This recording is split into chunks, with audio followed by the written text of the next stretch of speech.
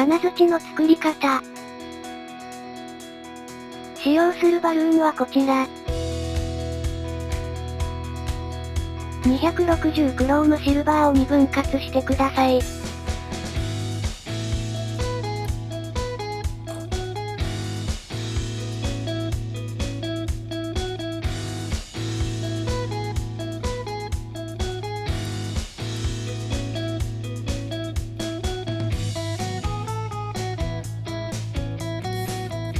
両方に空気を入れます。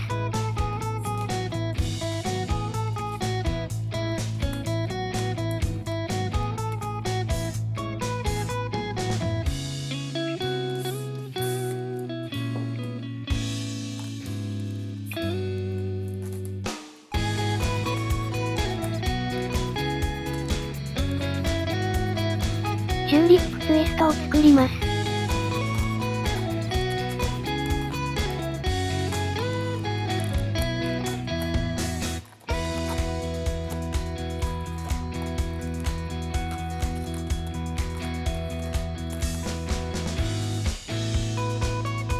もう一方も同様に。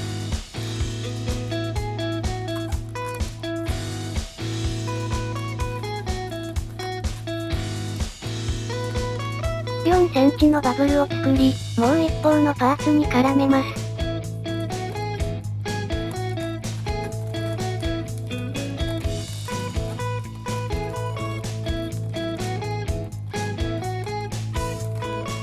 風船の空気を先の方に送って紐状にし、反対側に絡めます。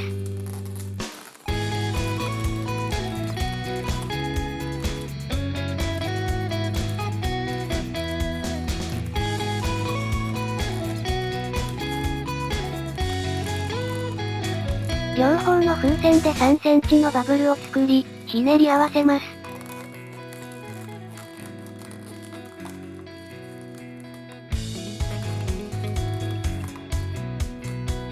残りはしぼませ、結び合わせてください。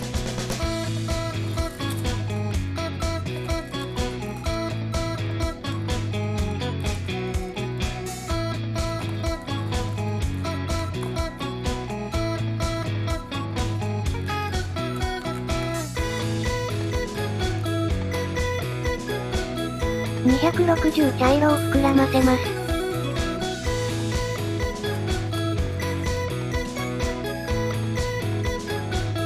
先ほどのパーツに接続します。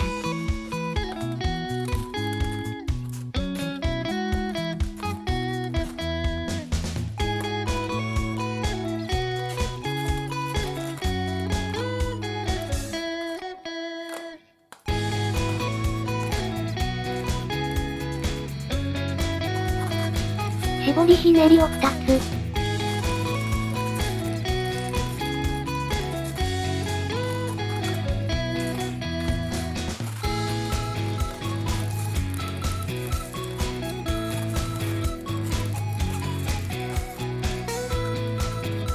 適当な長さのバブルを作り、残りはしぼませます。